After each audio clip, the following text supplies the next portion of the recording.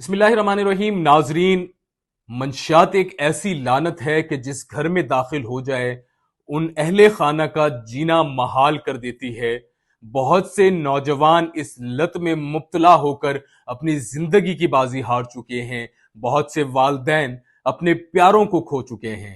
Bahawalpur police ने आज कार्रवाई की है और दो मुल्जिमान को गिरफ्तार किया है, जिनके कब्जे से 4 मन मंशियात बरामद हुई है, जिसमें 26 किलो 400 ग्राम चर्च और 129 किलो अफ्यून बरामद हुई है।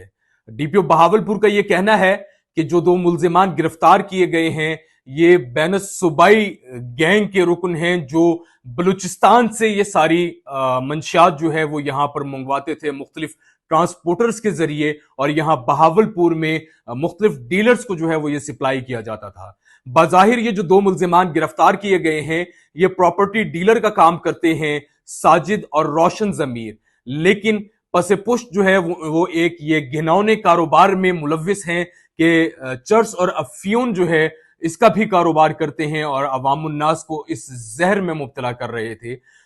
डीएसपी सिटी सदर सर्कल अजहर गिलानी का यह कहना है कि ड्रामाई अंदाज में जदीद टेक्नोलॉजी को इस्तेमाल करते हुए इन मुल्जिमान को गिरफ्तार किया गया है। मुखबर ने इतला दी कि अगर मौके पर जो है वो छापा मारा जाए तो इनसे भारी मिकदार में जो है वो मंशियात बरामद हो सकती है।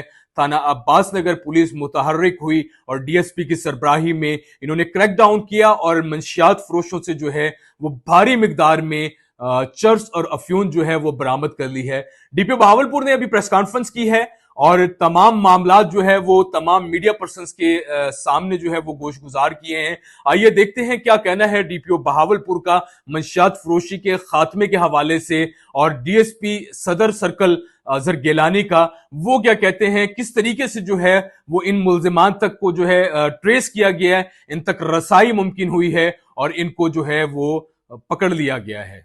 मेरे एसएचओ अब्बास नगर ने एक आदमी को गिरफ्तार किया, मुकदमा दर्ज किया और मुकदमे के बाद जब उसने इंटरोगेशन की तो हम अपनी पुलिस की ज़बान में कहते हैं कि सफ़ेद पोश स्याहकार। तो ये एक सफ़ेद पोश स्याहकार है जो ज़ाहरी तौर पर तो प्रॉपर्टी डीलर था, घर बनाता था और घर बेचता था, लेकिन उसके साथ जो जिसका अपना बिजनेस चला रहा था वो बिजनेस मंशियात का था। उसके इंकशाफ पे जब इन्होंने रेड किया तो अल्हम्दुलिल्लाह ये मंशियात आपके सामने है कि जिसमें तकरीबन 26 किलो 460 ग्राम चरस बरामद हुई और 129 किलो जो है वो अफ्यून बरामद हुई। कार्रवाई जो है बड़े सोर्स पर हमें इतला मिली कि एसएचओ अब्बास नगर को कि इस तरह मंशियात की एक बड़ी मिकदार जो है वो बहावलपुर में आती है और उसके बाद वहाँ से आगे सब डीलर्स में डिस्ट्रीब्यूट होती है। तो हमने उस पर काम किया।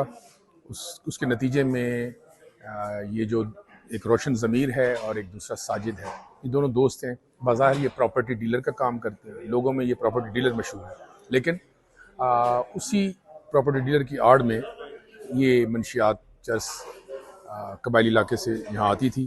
ट्रकों के ज़रिए इनको बता दिया जाता था, ये कैश पेमेंट्स करते थे अपने ट्रांसपोर्टर्स को, मुख्तलिफ ट्रांसपोर्टर्स को जाकर, गुड्स वालों को, और उसके बाद इनको इतला आती थी फ़ोन पर कि फ़लाँ जगह पे आपका फ़लाँ माल उतार दिया जाएगा।